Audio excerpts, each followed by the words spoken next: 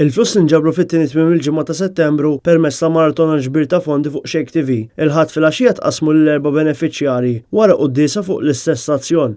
Il-Fondazzjoni Jur nexxet tiġbor il fuq minn 185,000 euro li minnhom se jibbenefikaw l-Assoċjazzjoni Maltija tal-Malayeli, tfal foqra fil-Kenja u l-Missjoni tas-Sorji tal-Karità fil-Pakistan u Sudan t'isfel. L-Assoċjazzjoni Maltija tal-Malayeli li offrit spettaklu mużikali fil-maratona permezz ta' 2000 persuna li jaħdmu f'Malta tgħin lil diversi familji u 3 orfanat trofi f'Kerala fl-Indja wara li ġarbu diversi ħsarat farar kbar u diżastri naturali oħra.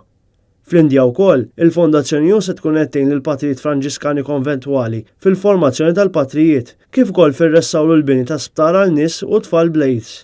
Bil-flus miġbura, is-Sorjiet tal-Karità se tkun qed tikkontribwixxi għall-edukazzjoni ta' tfal Pakistani fl-iskejjel tagħhom peress li fil-pajjiż hemm problemi kbar ta' sfruttament ta' tfal fid-dinja tax-xogħol għaliex il-ġenituri għajla jimpurtaw mill-formazzjoni edukattiva ta' wliedhom.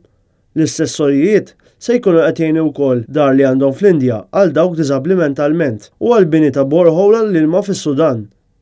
Il-poplu Malti wkoll kien ġeneruż m'aktar minn 250 tifel u tifla mill-Kenja, hekk kif 120 euro għal kull persuna sponsorjaw l-ikel, l-ilbies u l-edukazzjoni tagħhom. Ix-xandira ta' din it-tmiem il-ġimgħa servit ta' preludju għal maraton ta' 26 u 27 ta' Jannar li se tkun l-20 edizzjoni li qed ittella l-Fondazzjoni Jur. Fil-maraton li jmiss se jibbenefikaw 4 benefiċjarji oħra differenti.